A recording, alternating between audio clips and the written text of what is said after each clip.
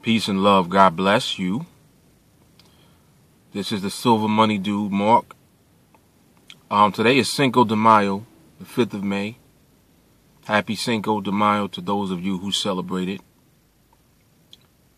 I wanted to speak on some more silver stuff today. I really have a question that warrants a valid answer, one that actually makes sense, and I'm going to go into the question and the answer. Question is, why does no one know about silver? The percentage of the population that they estimate owns any silver at all is less than 1%.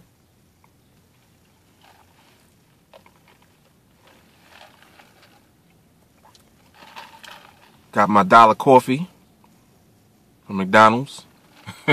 I did a New York Minute video the other day asking if McDonald's has a better deal on coffee than Dunkin' Donuts.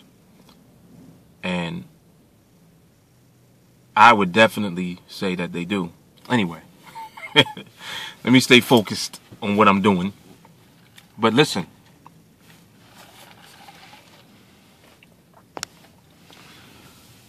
Why is it that no one knows or cares about silver?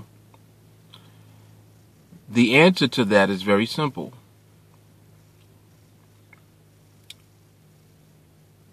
Through the monetary system, our government and the banks control the world. And really, it's not really the government that's controlling everything. It's the banks. It's the owners of the Federal Reserve Bank, other central banks in other countries. Because whether you knew it or not, the Federal Reserve Bank has shareholders. It's not a federal agency at all. It's a private bank. Through the monetary system that we all use and cooperate with, which was established in 1913 when the Federal Reserve was created along with the IRS. Through that system, the international bankers are able to manipulate everything, everywhere. One of the biggest things that they're able to control and manipulate is the media.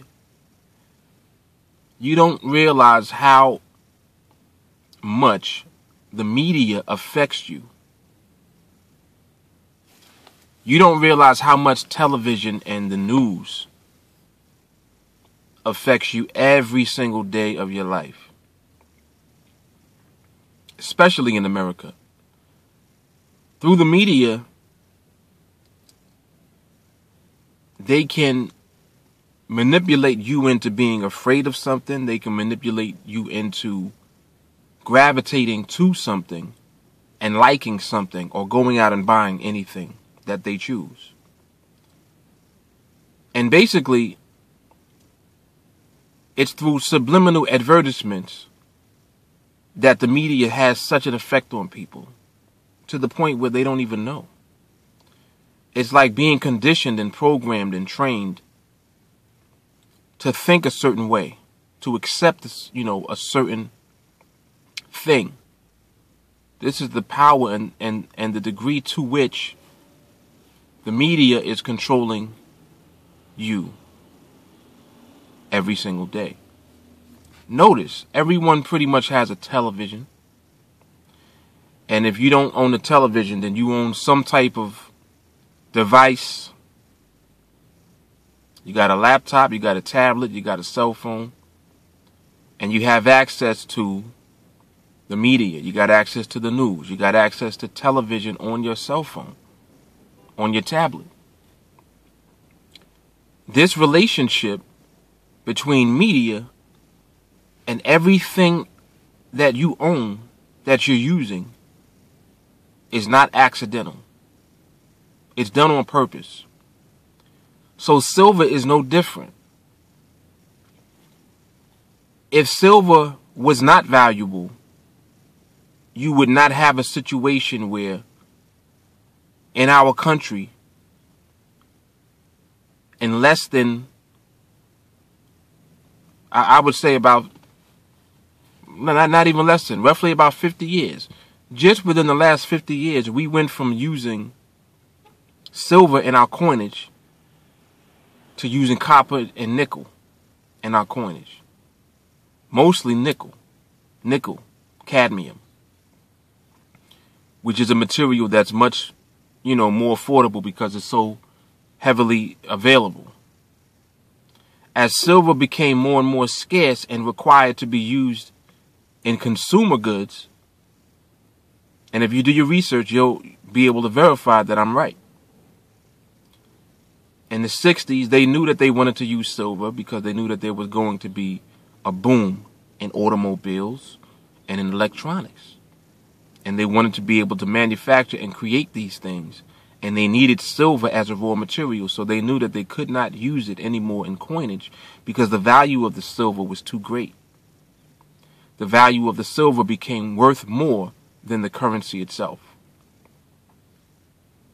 So even during that time, the banks still manipulated the price of silver through the futures market to keep the price of silver suppressed so that the industries that were using, or I should say are using silver as a raw material, would still be able to obtain silver at low prices.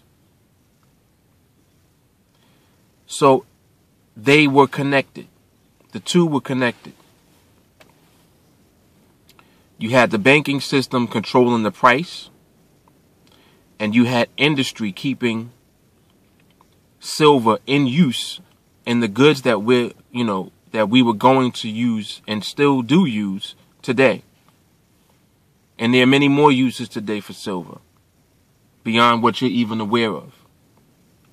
I mean, there are literally more than 10,000 different uses. That's a lot of things that silver is being used for. So you got to consider, if silver is being used that widely, why would it not be valuable? Does that make sense? In other words, it's being used for things that we need, that we literally need, in order for our society to function and in order for our world to be functional based on the way that we have set up the world and set up the environment that we're in. So if that's the case, then the real value of silver is very significant. And with that being said, it's very easy to use the media to dumb down the public and give the impression, or give the illusion, I should say, that silver doesn't have any value, to keep you from buying it. So the media has done an excellent job of keeping you dumbed down, not just about silver, but just about anything really in general that they don't want you to be aware of. Because they don't want you to have any type of control or any type of power in your life. They want you to be subservient to the system and to whatever their wants are for you, for the mass population.